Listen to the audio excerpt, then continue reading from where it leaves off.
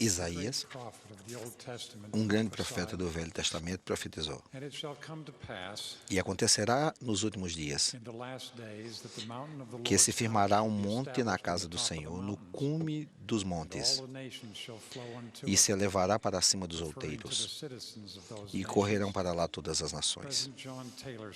O presidente John Taylor disse: Eles virão, dizendo que nada sabem sobre os princípios de nossa religião, mas que nos perceberão que somos uma comunidade honesta e ministraremos justiça e retidão. Esse é o mesmo conselho que recebemos do presidente Hinckley. Quando Salt Lake City sediou as Olimpíadas de Inverno de 2002,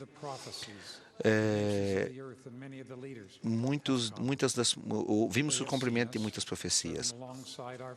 As nações da terra e muitos líderes vieram para cá. E eles vieram servindo juntos com nossos amigos e vizinhos e nos viram junto com outras religiões. Viram nossas luzes, sentiram nosso aperto de mão.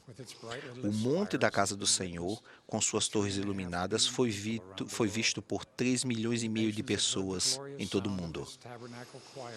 As nações ouviram nosso glorioso coro do tabernáculo. Centenas de milhares de pessoas viram a apresentação ao vivo nesse auditório intitulada Luz do Mundo, que incluía a declaração de nossa crença em Jesus Cristo.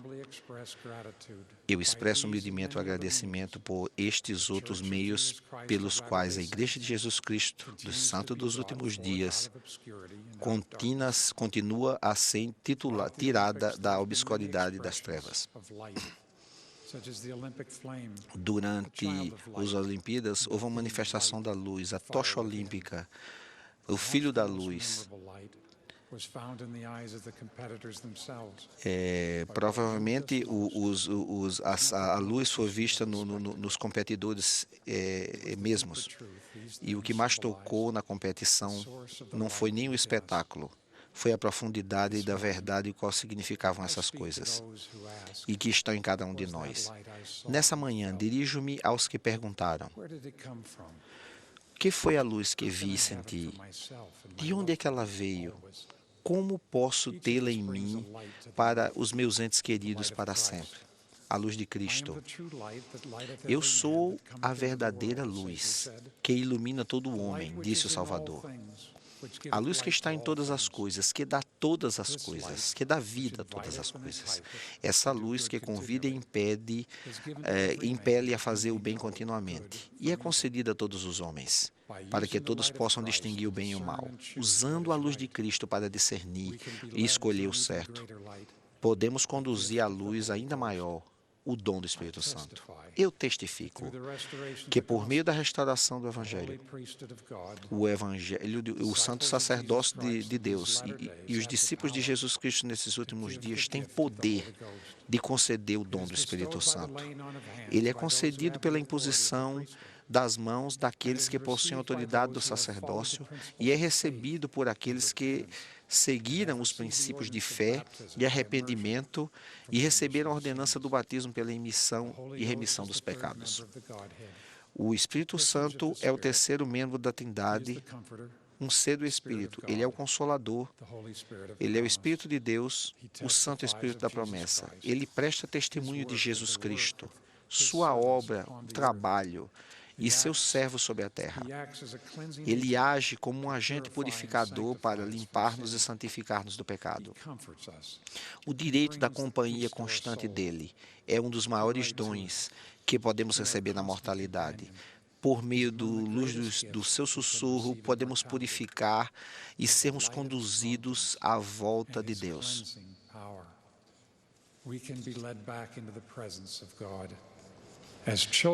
Como quando eram crianças, aprendemos a afastar as trevas acendendo a luz. Às vezes, quando nossos pais não estavam em casa à noite, chegamos a acender todas as luzes e compreendemos a lei física que é também uma luz espirituais. Luz e trevas não podem ocupar o mesmo espaço no mesmo tempo. A luz afasta as trevas. Quando a luz está presente, as trevas são vencidas e precisam partir. Mais importante, as trevas não podem conquistar a luz, a menos que a luz seja reduzida ou se afaste. Quando a luz do Espírito está presente, as trevas de Satanás se afastam. Amados rapazes e moças da igreja, nós estamos participando de uma batalha entre as forças da luz e das trevas. Se não fosse pela luz de Jesus Cristo e seu Evangelho, estaríamos condenados à destruição. Mas o Salvador disse: eu sou a luz que vim ao mundo. Quem me segue não andará nas trevas, mas terá a luz da vida. O Senhor é nossa luz e literalmente nossa salvação. Como o fogo sagrado que envolveu as crianças em terceiro Nefa, sua luz irá formar um escudo protetor, separando-nos das trevas do adversário, se formos dignos de merecê-la. Nós precisamos dessa luz. Estudem cuidadosamente as Escrituras e o livreto para vigor para a juventude e ouçam os ensinamentos de seus pais e líderes. Então, por obedecer os conselhos, aprendam a disputar a luz protetora do Evangelho em suas vidas. Vocês podem perguntar, como faço isso? Existe apenas um meio. Vocês precisam aprender a gerar essa luz a cada dia, crendo em Jesus Cristo e seguindo seus mandamentos. No inverno passado, tive a oportunidade de aprender um pouco mais sobre os meus pulmões. Fiquei ciente que não podemos armazenar oxigênio. Não podemos guardar o ar que precisamos, não importa quanto tentemos. Cada momento, cada respiração, nossa vida precisa ser renovada. O mesmo acontece com a luz espiritual. Ela precisa ser renovada em nós de modo regular.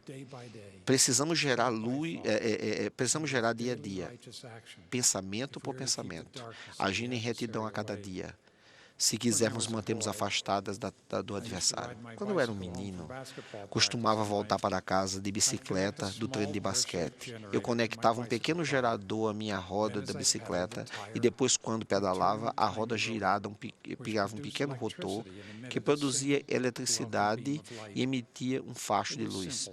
Era um mecanismo simples, mas eficaz. Contudo, precisava pedalar para fazer funcionar. Eu aprendi rapidamente que se deixasse de pedalar minha bicicleta, a luz apagava. Eu também aprendi que estava ocupando-me zelosamente em pedalar, e a luz se tornava mais intensa, e a escuridão era totalmente dissipada. A geração de uma luz espiritual provém do esforço constante para mantermos diariamente nossa espiritualidade, que provém de oração, estudo das Escrituras, jejum e do serviço ao próximo, da explicação prática do Evangelho e da obediência dos mandamentos. Aquele que guardar os mandamentos recebe luz e verdade, diz o Senhor. Aquele que recebe a luz perseverará a Deus e receberá mais luz, e essa luz se tornará mais brilhante até o perfeito dia. Meus irmãos e irmãs, nós podemos estar na presença de Deus e através de Jesus Cristo e Deus. Muitas vezes as pessoas se perguntam, por que temos que ir a uma reunião sacramental? Porque tenho que viver a palavra de sabedoria e pagar o dízimo. Por que não posso viver um pouco no mundo? Porque pedalamos espiritualmente e precisamos dos dois pés. A menos que estejamos empenhados em viver plenamente o Evangelho de todo o nosso coração e mente e força, não conseguiremos gerar luz para nos afastar das trevas. Nesse mundo, as trevas nunca estão muito distantes. Na verdade, estão sempre próximas de nós, esperando por uma oportunidade para entrar em nossas vidas. Se não fizermos o bem, o pecado jaz à porta, diz o Senhor. Isso é tão previsível quanto qualquer lei física. Se deixarmos que a luz do Espírito falho se apague, por deixarmos de guardar os mandamentos de todo o sacramento e orar e estudar as Escrituras, as trevas e adversários certamente virão e tirará a verdade e a luz pela desobediência. Lemos nas Escrituras que algumas pessoas nas trevas andam apalpadas sem terem a luz e desatinam com ébrios. Tropeçamos pelo caminho e podemos nos acostumar com a falta de luz ao nosso redor e esqueçamos quão grande caminho a luz. Existe um meio de sair das névoas da escuridão, com o caminho que conduz à alegria e à vida eterna e o mundo vindouro. O Senhor disse: guiarei os cegos pelo caminho e nunca conhecerão, falo-ei-os caminhar pelas veredas que não conheceram, e tornarei eles a luz perante eles. O profeta Nefe descreveu o caminho. Portanto, amados irmãos, sei que, se seguides o Filho com todo o coração, agindo sem hipocrisia e sem dolo, diante de Deus, com a verdadeira intenção, arrependendo de vossos pecados, e testemunhais, se tomais sobre vós o nome de Cristo, através do batismo, e recebereis o Espírito Santo, sim. Então vereis o Espírito Santo pelo batismo pelo fogo e do Espírito Santo.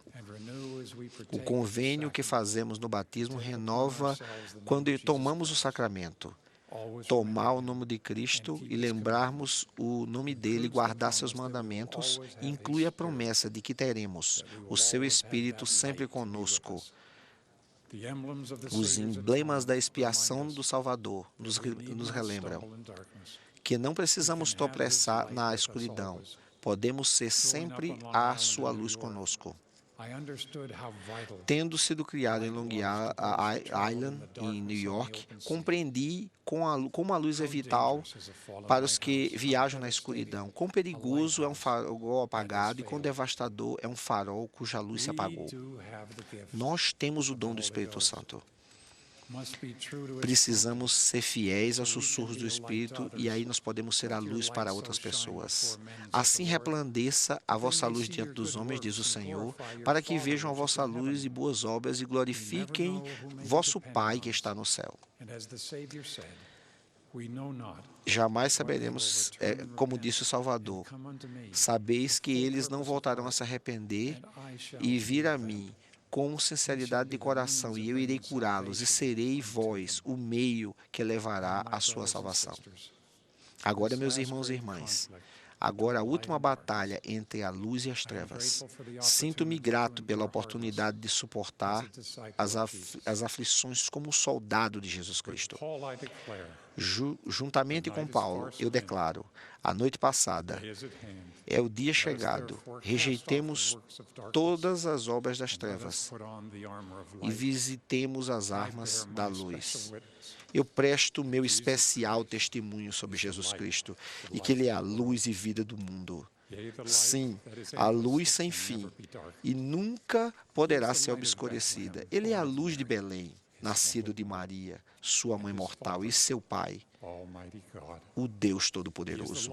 Ele é a luz que foi batizada por imersão por João Batista, sobre o Espírito Santo que se manifestou como uma pomba que descia. Ele é a luz a quem o seu Pai Celestial se comprazia.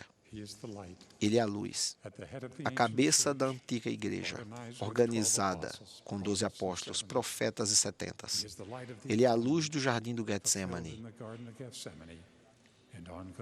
e do Gólgota, que tomou sobre si os pecados do mundo, para que toda a humanidade pudesse ser salva. Ele é a luz do sepulcro vazio, o Senhor ressuscitado com um corpo glorificado de carne e ossos, que rompeu as cadeias da morte e obteve a vitória eterna sobre a sepultura. Ele é a luz que ascendeu aos céus perante os olhos dos apóstolos, e a promessa de que voltaria da mesma forma. E ele voltará. Ele é a luz que apareceu a seu pai e restaurou pelo profeta Joseph Smith, a mesma igreja que ele estabelecera durante seu ministério terreno. Ele é a luz que guia e dirige essa igreja atualmente, por meio de revelação ao profeta e a seus conselheiros e os 12 apóstolos. Ele é a minha luz. Ele é a minha luz, meu Redentor, meu Salvador. E também de vocês. Eu sei que Jesus Cristo vive. Eu sei que Ele nos chamou das trevas para a sua maravilhosa luz. Eu oro para que a luz do seu Evangelho restaurado continue a se espalhar por todo o mundo, de modo que todos tenham a oportunidade de ouvir e escolher que a sua igreja e sair do deserto da escuridão e resplandeça formosa como a luz, brilhante com o sol, e a sua glória encha toda a terra, no nome de Jesus.